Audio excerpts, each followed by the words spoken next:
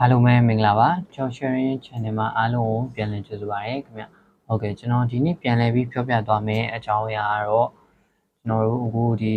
Microsoft Excel မှာရှိတဲ့ conditional formatting အကြောင်းပေါ့နော်conditional formatting အကြောင်းကိုမပြောခင်မှာကျွန်တော်အရင်ဆုံးဇယားကွက်ကလေးတစ်ခုဆွဲလိုက်ဗျနော်ဒီဇယားကွက်ကလေးကဘာလဲဆိုတော့ကျွန်တော်တို့အခုမြင်အောင်ကျွန်တော်နည်းနည်းလေးချက်လိုက်မယ်နော်ကျွန်တော်တို့ဒီမှာrow number ပေါ့နော်အကြောင်းအခန်းတစ်ခန်းထဲမှာအကြောင်းသား10ယောက်ရှိတယ်ပြီးတော့သူတို့ရဲ့နာမည်နဲ့ပြီးတော့သူတို့ရခဲ့တဲ့အကြောင်းမှာအမှတ်စာရင်းတွေပေါ့နော်အဲ့တော့ဒီမှာ MAT Xmax okay physics chemistry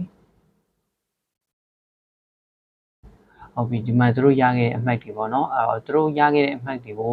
အဲ့အမှတ်တွေပေါ်မှာကြည့်ပြီးတော့အယောင်လေးနဲ့တတ်မှတ်ပဲပေါ့နော်ဘယ်သူကအမှတ်ဘယ်လောက်ရလို့ရှိရင်အမှတ်ဘယ်လောက်ကနေဘယ်လောက်ထိဆိုလို့ရှိရင်ဘယ်လိုကာလာလေးပေါ့အဲ့လို conditional formatting အကြောင်းလေးပေါ့နော်ဒီထဲမှာသူက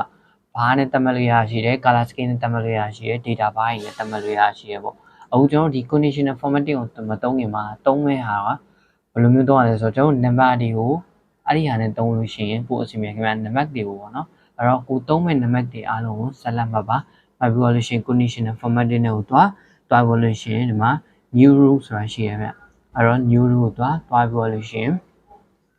အခုကျွန်တော်တို့ကကာလာ3ရောင်နဲ့တတ်မှတ်ခင်ဗျနော်အဲ့တော့3ရောင်ကိုကျွန်တော်တို့ကာလာ3ရောင်နဲ့တတ်မှတ်တယ်ပြီးတော့လို့ရှိရင်ကျွန်တော် number ပေါ့အရေးအတွက် number တွေနဲ့ပတ်သက်ပြီးတော့ကျွန်တော်သုံးပါ percentage နဲ့ပတ်သက်ပြီးသုံးပါမဟုတ်ကျွန်တော်ဒီမှာ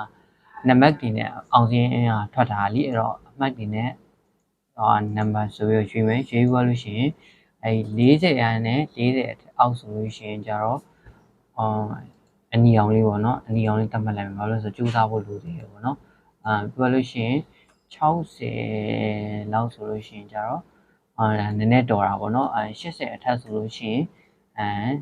ပိုတော်တာပေါ့အဲ့ဒါကာလာလေးကိုကျွန်တော်နည်းတောက်လေးနဲ့တောင်းကြတော့ဝိုင်းအောင်တန်းလေးဟုတ်ပြီနော်အဲ့လိုလေးတတ်မှတ်လိုက်မယ်တတ်မှတ်ပေါ်လို့ရှိရင် okay နှိပ်လိုက်ပြီဆိုတာနဲ့ဒီမှာတွားပြီးတော့အနောက်မှာကာလာတွေချိန်သွားပြီအဲ့တော့ဒီမှာ40နဲ့40အောက်ဆိုလို့ရှိရင်အနီရောင်ကာလာကိုချိန်ပြီးပါပေါ်လို့ရှိရင်40အထက်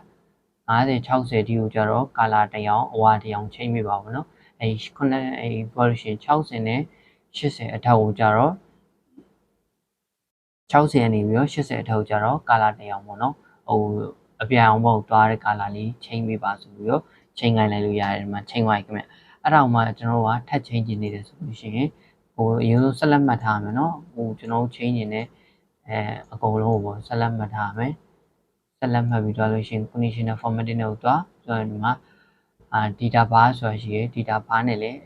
အမှတ်တွေကိုလိုက်ပြီးတော့လို့သတ်မှတ်လို့ရတယ်ပြီးတော့လို့ရှိရင် icon ထဲမှာဒီဟာလေးတောင်းရတာအဆင်ပြေဗျဒီတစ်ခုကကျွန်တော်3ရောင်နဲ့သတ်မှတ်ထားတာလေ40 60 80ဆိုတော့အဲ့တော့ကြိုးစားဖို့လိုသေးတယ်ဘယ်သူကတော့အမှတ်တွေအောက်တွေထိုးကြနေရဘယ်သူကတော့အမှတ်တွေတက်လာတယ်ဘယ်သူကတော့ပုံမှန်ပဲသွားနေရပေါ့နော်အဲ့လိုသတ်မှတ်လို့ရတယ်ဒီမှာ conditional formatting ပေါ့နော်အကယ်လို့ကိုက conditional formatting ကိုသုံးတာရယ်ပြန်ဖြတ်ချင်တယ်ဆိုလို့ရှိရင်ဒီမှာဆက်လက်မှတ်ထားတဲ့ဟာကိုဆက်လက်ကလေးမှတ်လိုက်လို့ရှိရင်ဒီမှာဒီဟာလေးပေါ်လာလို့ရှိရင်အဲ့ဒါလေးကိုနှိပ်လိုက်လို့ရှိရင်ဒီမှာ clear ဆိုတာရှိရခင်ဗျာနော် clear format ဆိုတာလေးနှိပ်ပြီးတော့ဖြတ်လို့ရတယ်ဒါမှမဟုတ်ဒီမှာဒီဟာကို conditional formatting ကိုနှိပ်ဒီမှာ clear row ဆိုတာရှိတယ်အဲ့တော့ clear ဆိုပြီးနှိပ်လိုက်လို့ရှိရင်အကုန်ဖြတ်သွားပြီဗျာနော်clear row formatting sheet မှာကြောအခုရှိရဗျာနော်အမှဖြတ်လို့ရပါတယ်အဲ့တော့ကျွန်တော်ဒီနေ့ပြောပြသွားတာကြတော့conditional formatting ပေါ့နော်ဒီကိုကာလာနဲ့ဘာညာသတ်မှတ်ပြီးတော့